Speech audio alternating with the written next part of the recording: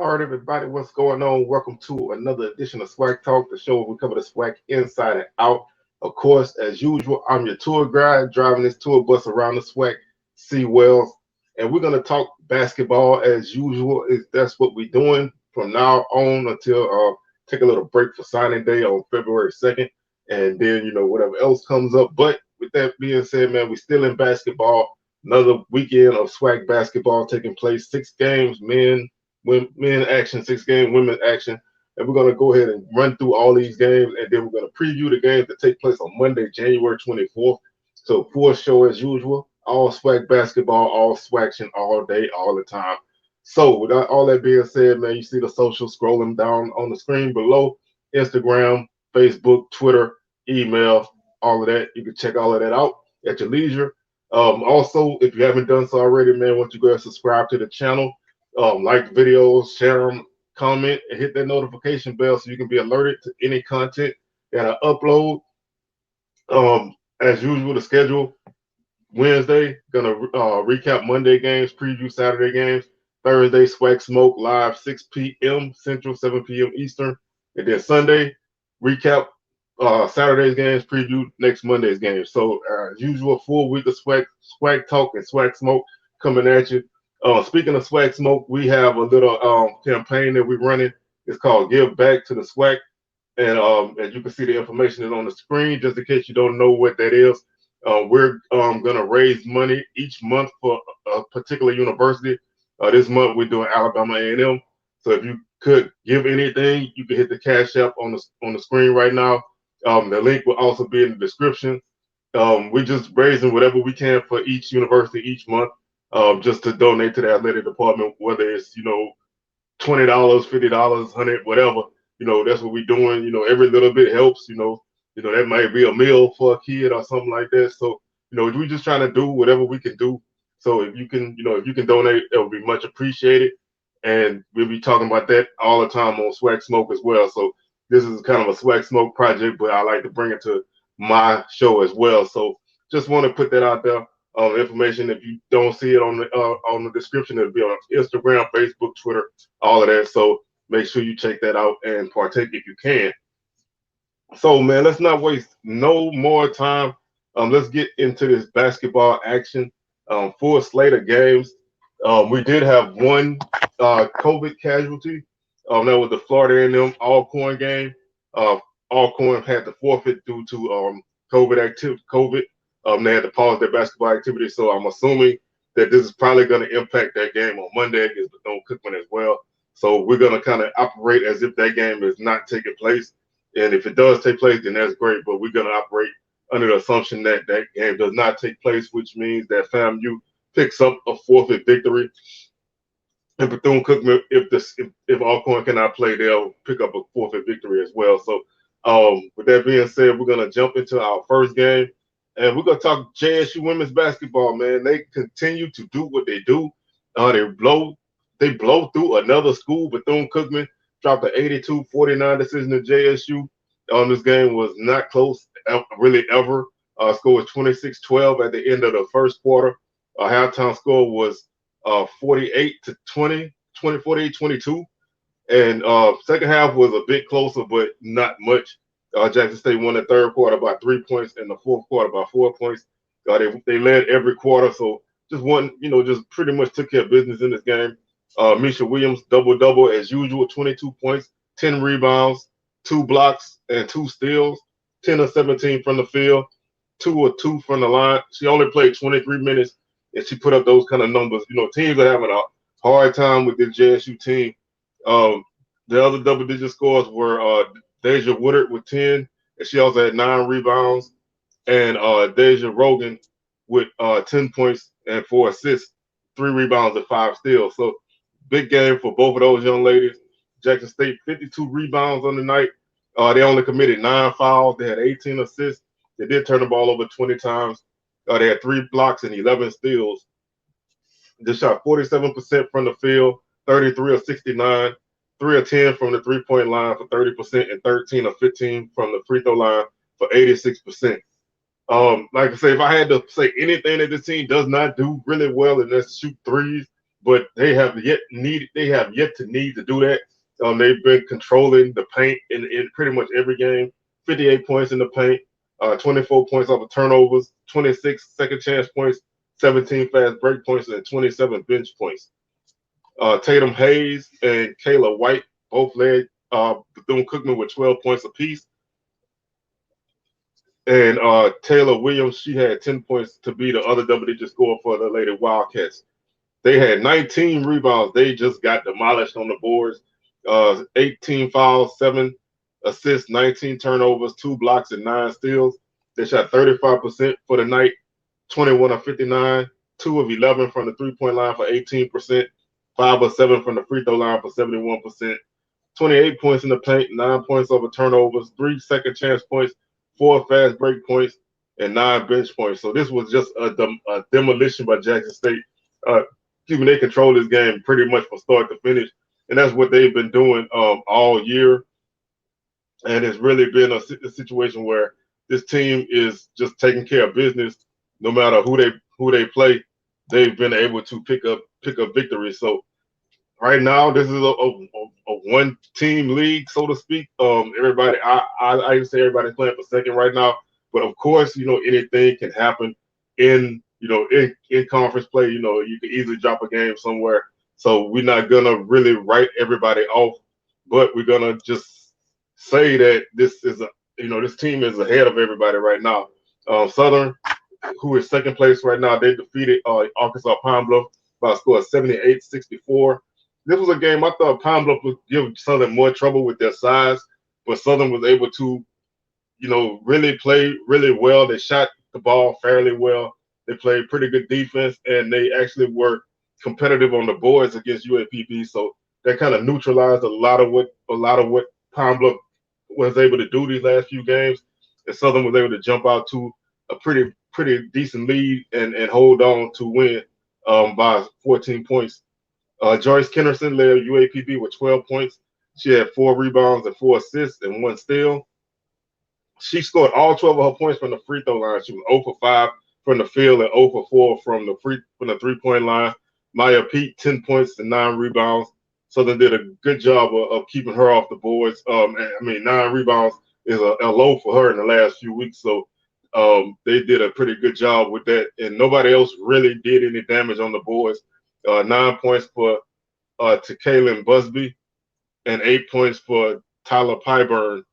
33 rebounds for UAPB, 19 fouls, 11 assists, 23 turnovers, 1 block, and 11 steals. They shot 36% from the field, 18 of 50, 3 of 16 from the three-point line, 18%. They made all 3 of their threes in the fourth quarter, and they were 25 of 37 from the free throw line for 67%. They had 24 points in the paint, 18 points off of turnovers, 20 second chance points, 2 fast break points, and 26 bench points. Diamond Hunter led Southern with 17 points. She was 7 of 9 from the field, 3 of 5 from the three-point line. She had 3 rebounds, 2 assists, and 1 steal. Amani McWay, 14 points and 7 rebounds for Southern. 11 points for Genovia Johnson. 2 rebounds, 2 assists for her, and 1 steal. And also Nakia Kinsey had 10 points for Southern. Southern also had 33 rebounds, so this was a pretty even rebound matchup. Southern did a good job on the boards. They did have 26 fouls. It was a lot of fouls being called in this game. 13 assists for Southern, 22 turnovers, 3 blocks, and 10 steals. They shot 31 of 58 from the field for 53%, 5 of 18 from the three-point line for 27%, and 11 of 14 from the free throw line for 78%. They had 44 points in the paint, 21 points off of turnovers, 10 second chance points, 10 bench points, and 10 fast break points and 33 bench points.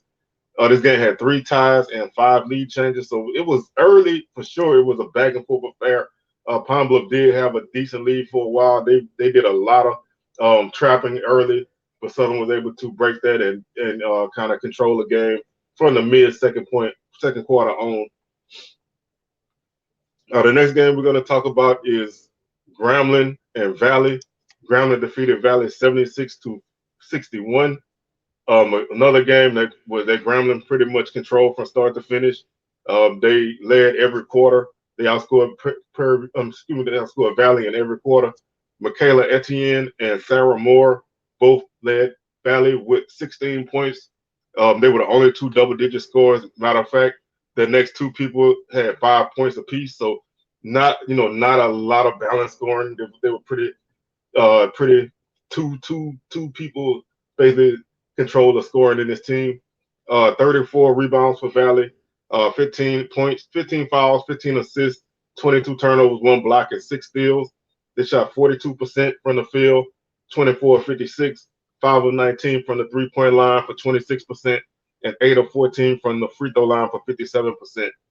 28 points in the paint for the Devilettes, 16 points off of turnovers, 9 second chance points, 4 fast break points, and 15 bench points. Grambling was led by Alexis Holt with 23 points, 8 rebounds, 4 assists, and 6 steals. Really, really good effort for her. 7 of 16 from the field, 3 of 7 from 3, and 6 of 7 from the free throw line. And their other double-digit score was Chastity Titan with 14 points and 5 rebounds. Leah Morrow had 9 points. Ariel Williams, Justice Coleman, and Casey Chairs, they each had 8 points apiece. Grambling had 33 rebounds, so they actually got out rebounded by Valley by 1. They had 19 fouls, 14 assists, 17 turnovers, 3 blocks, and 11 steals. Grambling shot 49% from the field, 30 of 61, 6 of 15 from 3, 40%, and 10 of 13 from the free throw line for 76%. They had 34 points in the paint, 26 points over turnovers, 3 second chance points, 12 fast break points, and 14 bench points. Moving on to our next game, which was we're gonna finish this thing out in the state of Texas. We first are gonna talk about Prairie View picking up a 61-58 victory over Alabama State. Excuse me. This was a close game, really a close game. Like you said, 3-point margin. Alabama State actually led by 2 at the end of 1. At the half, the score was tied at 29 apiece. Alabama State actually led by 3 at the end of the third quarter, and Prairie View outscored them by 6 to win by 3. Very entertaining game, really, really close game. Ayana Emmanuel was the only double-digit scorer for Alabama State. She had 14 points, 5 of 13 from the field, 1 of 7 from 3, 3 of 5 from the line. She had, 3 assists and 1 steal. Shemaya Ward had 9 points and 9 rebounds. And Taisha Rudolph had 6 points and 6 steals to pace the Lady Hornets in steals. They had 41 rebounds, 17 fouls, 18 assists, 19 turnovers, 9 blocks, and 14 steals. They shot 21 of 65 from the field, 32%, 4 of 21 from three-point line, 19%, and 12 of 16 from the free throw line for 75%. 28 points in the paint for the Lady Hornets, 15 points over turnovers, 8 second chance points, 11 fast break points, and 20 bench points. Prairie View was led by Curtis Clark and Diana Rosenthal. They each had 17 points apiece. They both had 3 rebounds. Clark had 4 assists. Rosenthal had 3. Rosenthal 4 steals and Clark 2. And other than that, their next score was Brittany Garner with 6. Jessica Solders was the leading rebounder with 8. They had 39 rebounds, so they were out rebounded by 2. They had 13 fouls, 16 assists, 26 turnovers, 8 blocks, and 10 steals. Prairie View they've turned the ball over quite a lot this year. So even in a victory, they still turn the ball over 20 plus times. They shot 36% from the field, 20 of 55, 4 of 15 from the three-point line, 26%, and 17 of 21 from the free throw line, 81%. 24 points in the paint, 19 points over turnovers, 2 second chance points, 13 fast break points, and 15 bench points. This game had 8 ties and 8 lead changes. So a very, very close game. As you can see, it was a back and forth affair. Neither team really could take control of this game until the fourth quarter when Prairie View was able to pull away and get the 3-point victory. The final women's game on Saturday Alabama A&M picked up a 71-67 victory over Texas Southern. Another tight game. Texas Southern led by 2 at the end of the first quarter. They led by 4 at the half, and then Alabama A&M controlled the second half, outscoring Texas Southern by 2 in the third and by 6 in the fourth to win by 4. Dariana Lewis, 26 points, 18 rebounds, big double-double for her. She's been a monster for Alabama A&M. You know, she's been working those boards and scoring a lot of points this SWAC season. 9 of 19 from the field, 0 for 1 from 3, 8 of 10 from the free throw line. DeJarrodJones, 20 points and 4 assists, 1 steal. And also Talia Jeter, she had 10 points to be the third double-digit scorer for Alabama A&M. They had 41 rebounds, 14 fouls, 12 assists, 16 turnovers, 6 blocks, and 11 steals. 43% from the field, 28 of 65, 3 of 11 from the three-point line for 27%, and 12 of 15 from the free throw line for 80%. 44 points in the paint, 25 points off of turnovers, 16 fast break points, 14 second chance points, and 9 bench points. Texas Southern was led by Taya Bridges with 12. She had 12 points, but Jada Perry led the team with 15 points and 14 rebounds. Nice double-double for her, 7 of 12 from the field, 1 of 3 from the free throw line. Like I said, Bridges, 12 points. She had 4 assists on the night, 2 steals, 3 rebounds as well. And Adriana Avent, 10 points and 1 rebound and 1 steal. They had 36 rebounds, 18 fouls, 12 assists, 16 turnovers, 4 blocks, and 6 steals.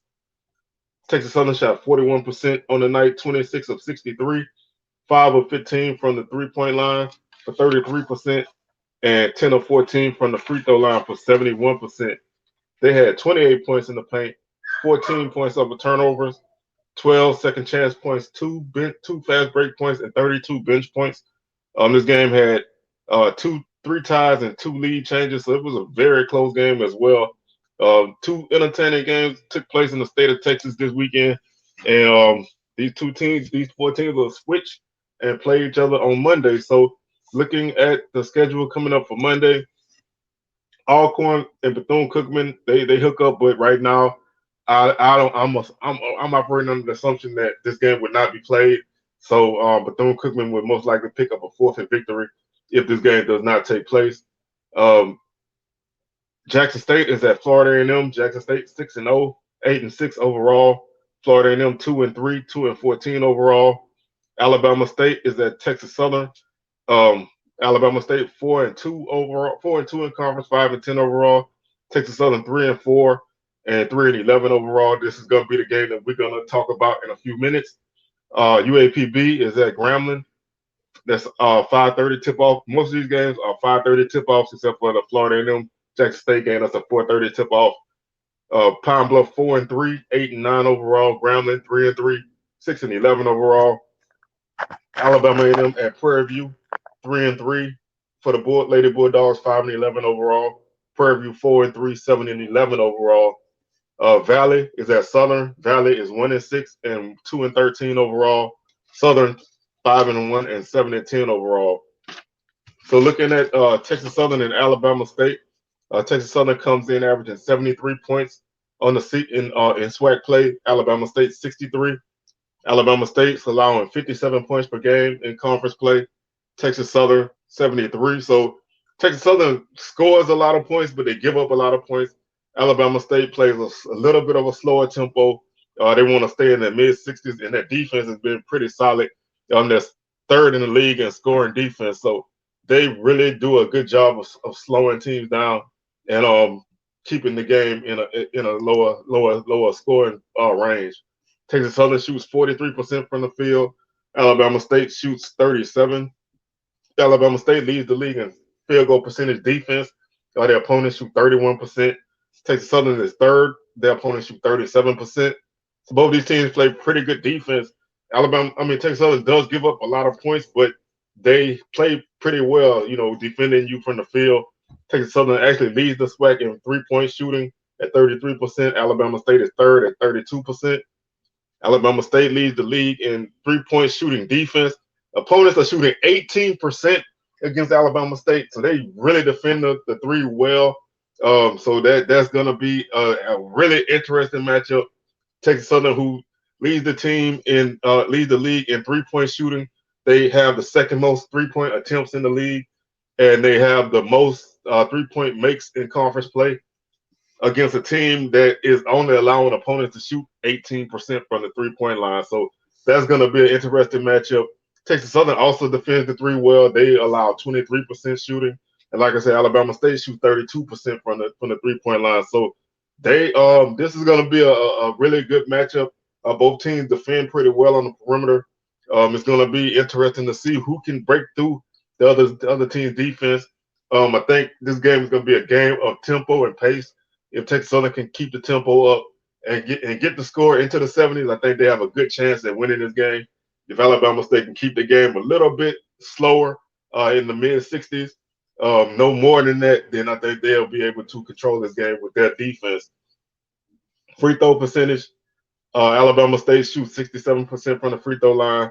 Texas Southern shoots 70%. Alabama State's opponents shoot 76% from the line. That's the highest in the league.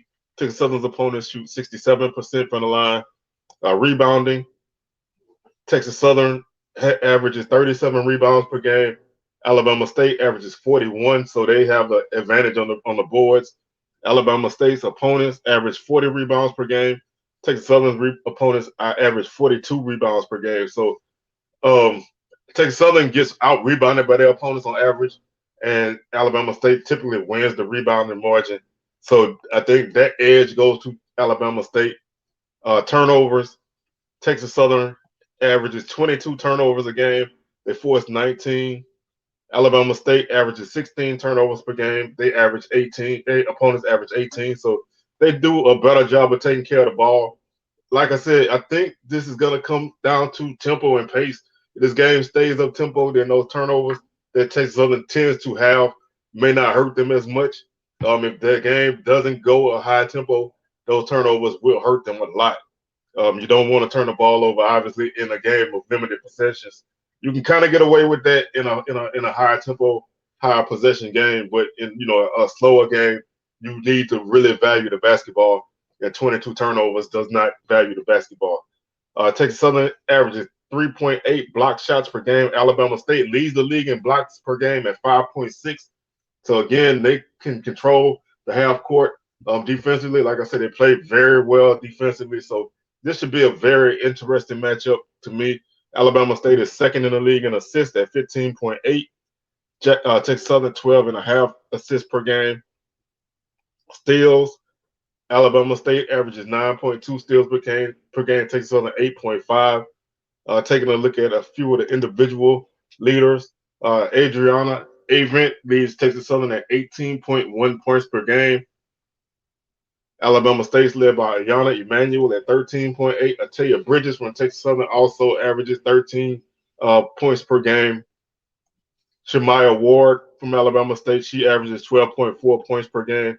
So each team has two players in the top 15 in the league in scoring. Also, Taisha Rudolph from from Alabama State averages 10 points per game. So they have three scorers in the top 25 in conference play. So that's definitely a factor. They don't score a lot of points, but they have three young ladies that can score the ball. Rebounding, the leading rebounder for Alabama State is Shemaya Ward. She averages 6.4 rebounds per game. Alexis Aaron averages 6 rebounds per game for Texas Southern, along with Sky Green. She averages 5.4 rebounds per game. And Ataya Bridges averages 5 rebounds per game for Texas Southern. So they have a three-headed monster that can work the boards. They're going to have to really work hard to give Texas Southern some extra opportunities and opportunities to get the ball out in transition if Alabama State can miss shots. Assists, Alabama State is led by Dakea Sanders. She averages 4.2 assists per game. Shalexis Aaron for Texas Southern averages 3 assists per game. Ayana Emmanuel from Alabama State, 2.6 assists per game. And Hannah White from Alabama State, she averages 2.4 assists per game. So they do a pretty good job of sharing the basketball. They have a pretty balanced attack when it comes to that. Blocks, Jada Nige from Alabama State, 2.2 assists per game. And I apologize for totally butchering that name. Shamaya Ward, she averages 1 block per game. And Taisha Rudolph, 0.8 blocks per game. Like I said, they lead the league in blocks per game. So they are definitely a force around the basket. They're going to do the best they can to control you in that way. And like I said, to me, this game comes down to tempo and pace. If Texas Southern can play that up tempo style, and keep the score, in the 75 to 80 point range, I think they have a better chance of winning this game. If this game is between 60 and 65 points, Alabama State should win this game. So this is a contrast of styles. Texas Southern's a little bit more sloppy with the ball. I think that can come back to hurt you in a game like this against a team who is kind of similar to you in terms of standings. These games are still early in the season, but they're crucial to win these kind of games against teams that are like in your little cluster of the bracket. But I think Alabama State, they're coming off of some pretty solid wins the last few weeks, and I think they are a little bit more consistent than Texas Southern. So I think Alabama State will pick up this victory. I think it should be a good game. Like I said, it's going to be a matchup of styles, and we'll see which team pulls it out. Moving on to our men's action. Grambling defeats Valley by a score of 68 to 64. Grambling led by 1 point at the half, 33 to 32, and then they outscored Valley 35 to 32 in the second half to pick up another victory, which is a huge opportunity for Grambling. I think this is their second victory in a row to keep themselves in the mix of the conference race. And there's a log jam in that. You can actually say like 1 to 5 is like a log jam. There's not many games separating those teams, and Grambling is trying to keep pace. Gary Grant led Valley with 17 points, 5 rebounds, and 4 assists. He was 6 of 12 from the field, 1 of 1 from the three-point line, and 4 of 9 from the free throw line. Caleb Hunter had 13 points. He was 3 of 9 from 3, 5 of 16 from the field. And Devin Gordon had 13 points as well for Valley and 7 rebounds. They had 36 rebounds, 13 fouls, 7 assists, 8 turnovers, 4 blocks, and 6 steals. So they did a really good job of not turning the ball over, and that kept them in this game. They shot 39% from the field, 25 of 64, 6 of 18 from 3 for 33%, and 8 of 22 from the free throw line, 36%. You lose by 4 and you only make 8 free throws, you miss 14. You make 5 of those free throws, you probably win this game. So free throw shooting is really what killed Valley in this game. Second half, they were 3 of 8 from the free throw line for 37%. That you cannot do that on the road, especially. 33 points in the paint, 14 points over turnovers, 9 second chance points, 5 fast break points, and 15 bench points. Eric Parrish led Grambling with 17 points and 12 rebounds. Double-double for him, 7 of 10 from the field, 1 of 1 from 3, and 2 of 2 from the free throw line. Tremichael Moulton, 14 points, 3 rebounds, 4 assists. Prince Moss, 11 points, 6 rebounds. And A.J. Taylor, 10 points and 4 rebounds for him. Grambling had 43 rebounds. They out-rebounded Valley by 7. 19 fouls, 15 assists, 15 turnovers, 5 blocks, and 6 steals. Grambling shot 41% from the field, 24 of 58, 4 of 13 from the three-point line for 30%, and 16 of 16 from the free throw line. Perfect 100% from the game, including 10 of 10 in the second half. That's the difference in this game. Grambling made all their free throws. Valley made almost none of their free throws. When people tell kids to shoot your free throws and make sure you do well at the line, that's what can happen. Just those simple 1 points every time is the difference between a win and a loss in this game. So Grambling, tremendous free throw shooting. Valley, poor free throw shooting. Grambling gets the dub. Valley takes the L. It's pretty much simple as that. 38 points in the paint for Grambling, 12 points off of turnovers, 8 second chance points, 8 fast break points, and 16 bench points.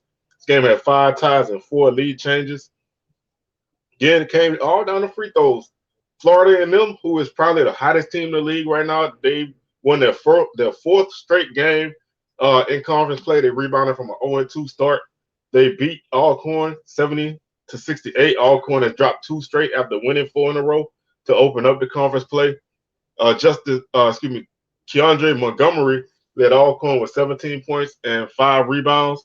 He was 5 of 10 from the field, 3 of 6 from 3, and 4 of 4 from the free throw line.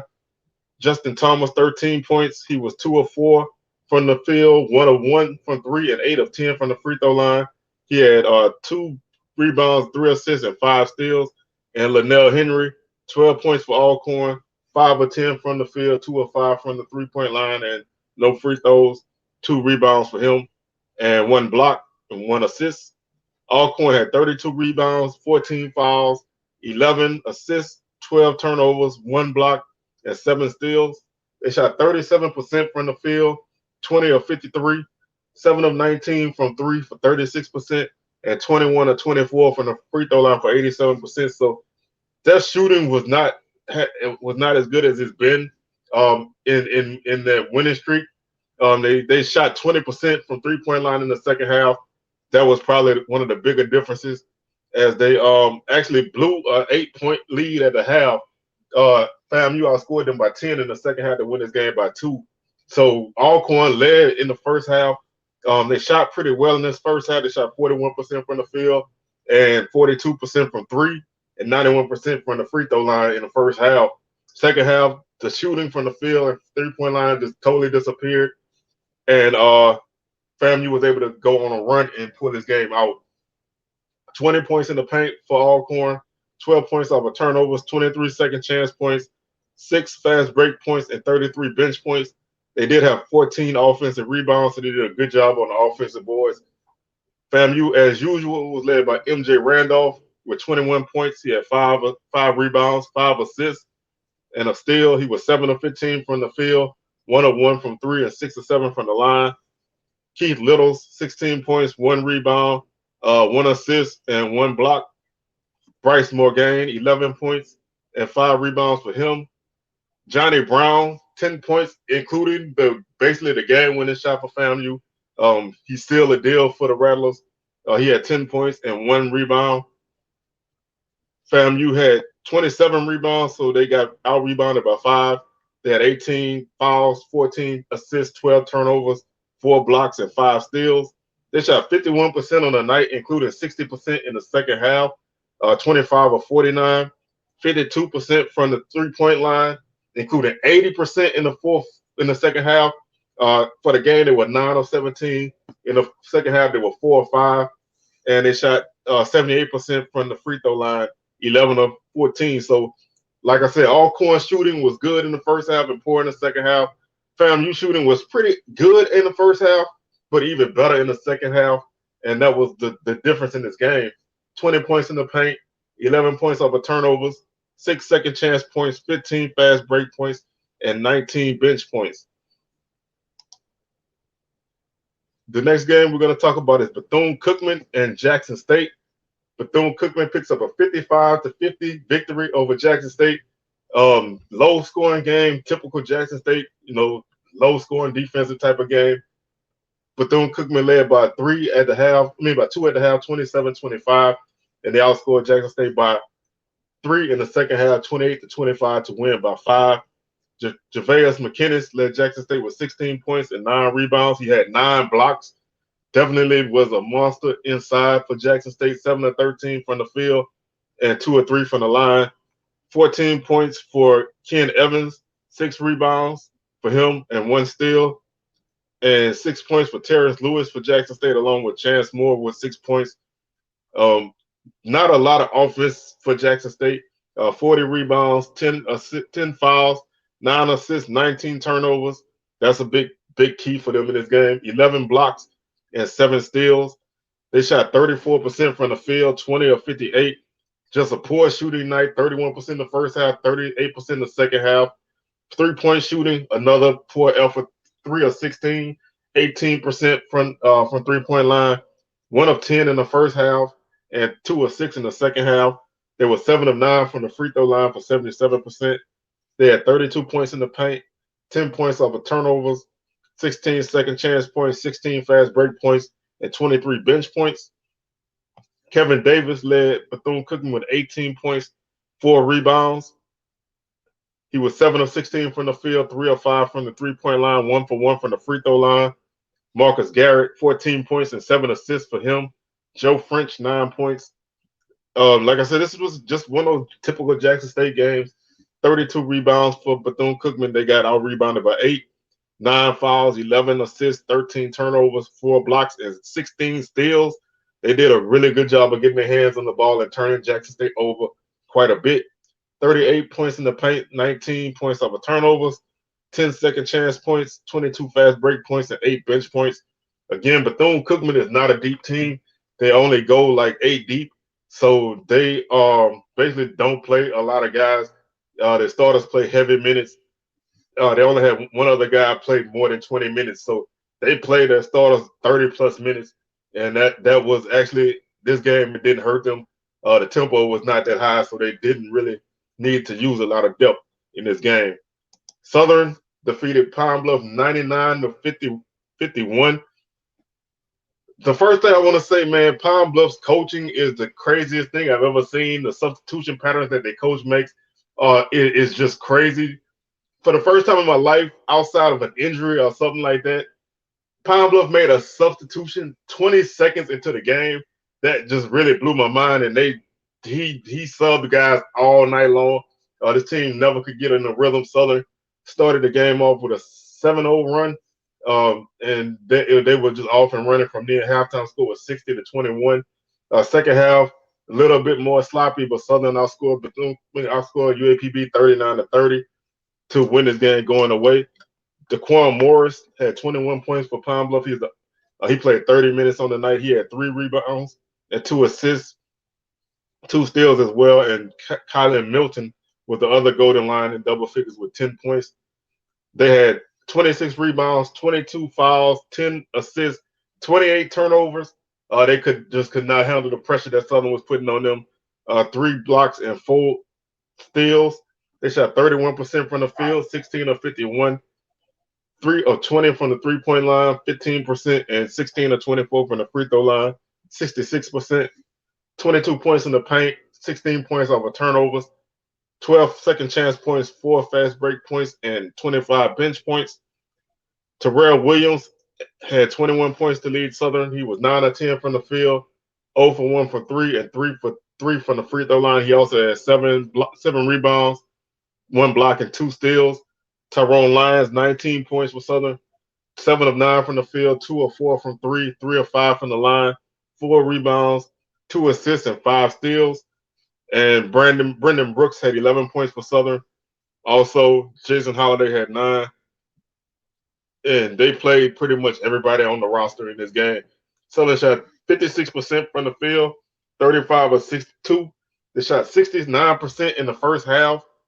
They shot 40% from the 3-point line, 9 of 22, and 20 of 22 from the line, including 11 of 11 in the second half. That 20 of 22 is 90% from the line.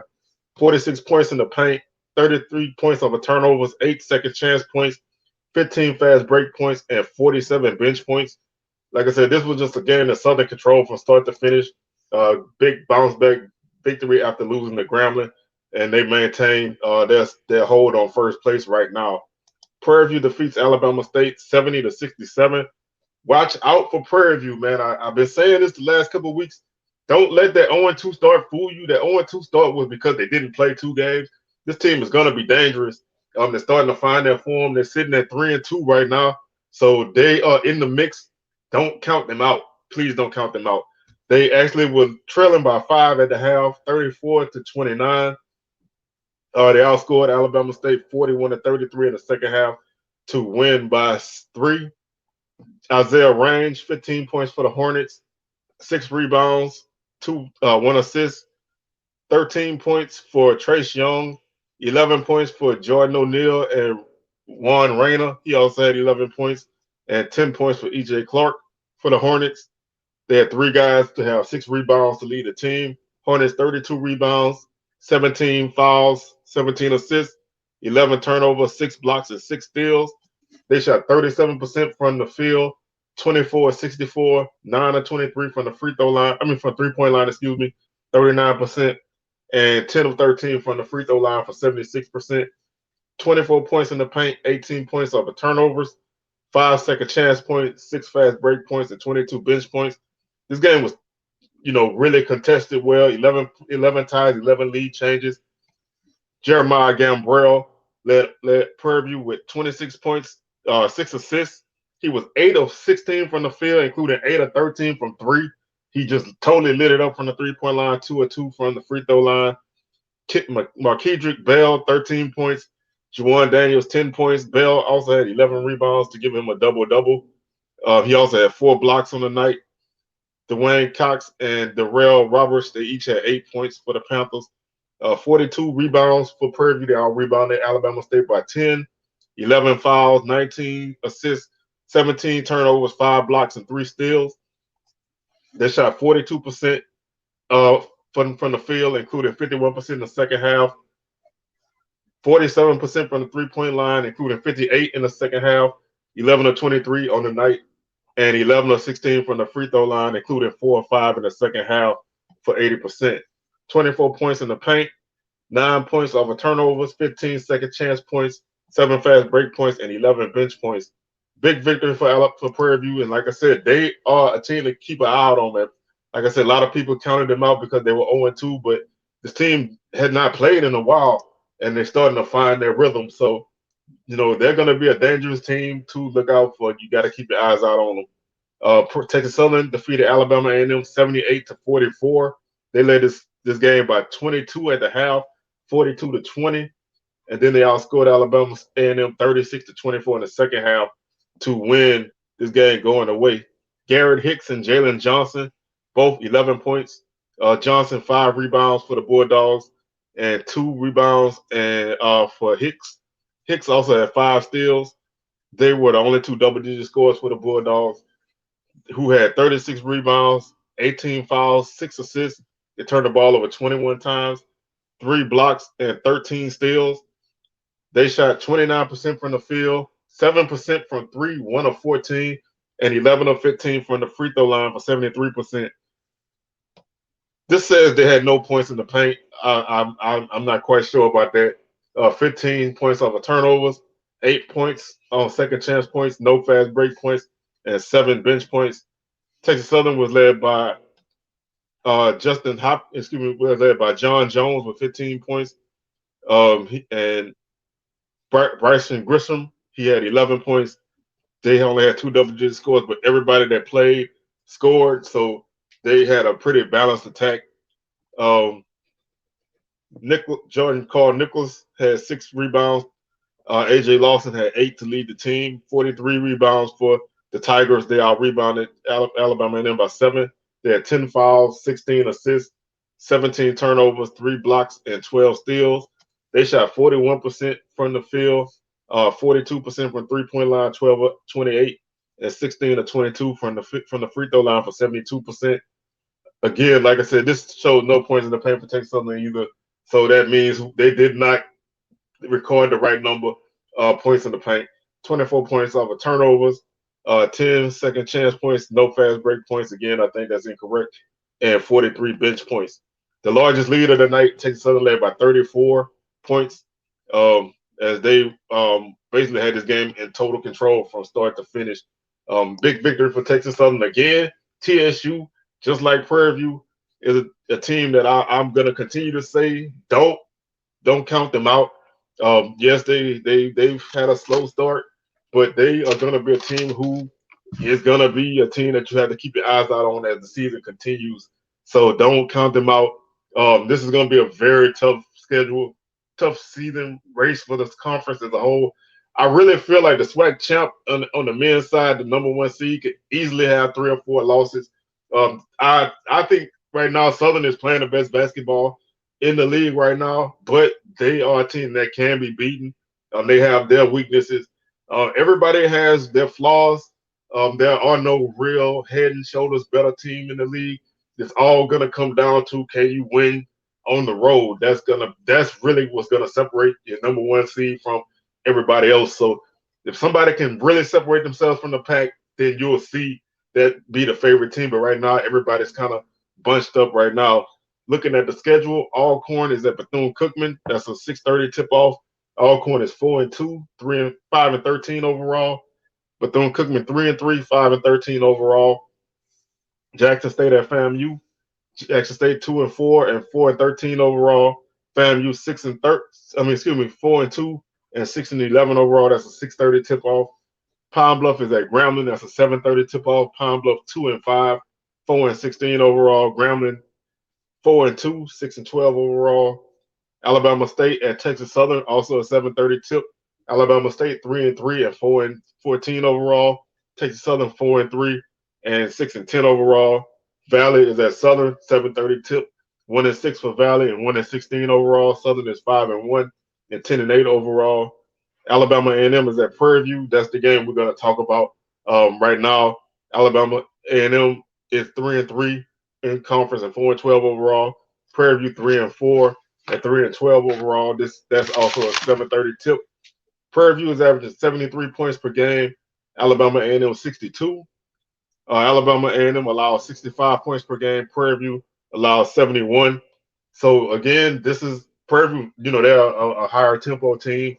They want to get up and down. They shoot the ball well when they're on. Gambrell is a guy you're gonna have to keep an eye on. He made 8 threes against Alabama State, so really want to keep an eye on that guy. Field goal percentage, Prairie View is second in the league at 47%. Alabama A&M shoots 40% from the field. Alabama A&M plays really good defense. They only allow 38% from the field. Prairie View's opponents shoot 45%. 3-point field goals, Prairie View is second in the league at 40% 3-point percentage. Alabama A&M, they don't shoot the three well. They only shooting 27%. So that's going to be something to keep an eye out on. 3-point defense, Prairie View is second in the league. The opponent shoots 25% from three. Alabama A&M opponents shoot 33%. So the 3-point shooting of Prairie View can really be a big difference in this game. They can fill it up if they get hot. So you really want to keep an eye out on them. Free throws, Alabama A&M 71%. Prairie View 71%. Prairie View's opponents shoot 69% from the free throw line. Alabama A&M opponents shoot 65%. Alabama A&M actually leads the league in rebounding at 37 rebounds per game. Prairie View is at 35, so not a big difference. Prairie View's opponents average 29 rebounds a game, so they do a good job of keeping opponents off the boards. Alabama A&M opponents 36 rebounds per game. Turnovers, this is something I always love to keep my eyes out on. Prairie View, it actually averages 18 turnovers per game, and they force 13, so they turn the ball over way more than they force it. Alabama A&M 13 turnovers per game, and opponents 13, so they don't turn the ball over that much. They don't force you to turn it over much either. Block shots, Alabama A&M averages 3.3 blocks per game. Prairie View 2.6. Steals, assists. Prairie View leads the league with 15.8 assists per game. Alabama A&M, they average 9.3 assists per game. Steals, Prairie View averages 7.2 steals per game. Alabama A&M 6 steals per game. So let's take a look at some of the leaders. Jalen Johnson leads Alabama A&M with 16 points per game. Jeremiah Gambrell from Prairie View, 15 points per game. Garrett Hicks from A&M, 14.5 points per game. Jawan Daniels, 12.5 points per game for Prairie View. And Dallin Smith, 10.7 points for Alabama A&M. This, like I said, is kind of similar to the women's game that I previewed. This is a matchup of styles. Whoever can dictate the tempo, I think is going to have the best opportunity to win this game. Johnson leads Alabama A&M with 8.3 rebounds per game. Jawan Daniels leads Prairie View with 6 rebounds per game. E.J. Williams, 5.3 from Alabama A&M. Dallin Smith, 5.2 from Alabama A&M. Marquedrick Bell, 5 rebounds per game for Prairie View. William Douglas from Prairie View, 4.8 rebounds per game. Assists, Jeremiah Gambrell averages 4.2 assists per game for Prairie View. Cameron Tucker averages 3.2 assists per game for Alabama A&M. Darrell Roberts from Prairie View, 2.5 assists per game. Also, Juwan Daniels from Prairie View, 2.5 assists per game. Block shots, Smith from Alabama A&M averages 1.2 blocks per game. And Abba Lawal, 0.8 blocks per game for Alabama A&M. Also, Jalen Johnson, 0.7. They block shots a little bit more than Prairie View. E.J. Williams, half a block per game. Comes down to styles, but right now I like Prairie View a lot, man. I think they're playing really good basketball. At least at this point, they're starting to put some things together. They had a solid game last night against Alabama State, so I think they're going to continue this, and I think they're going to keep them. They're going to get themselves in the mix big time with a victory over Alabama A&M in this matchup. So that's going to do it for today's show. We'll be back on Wednesday to recap these games and preview the Saturday games.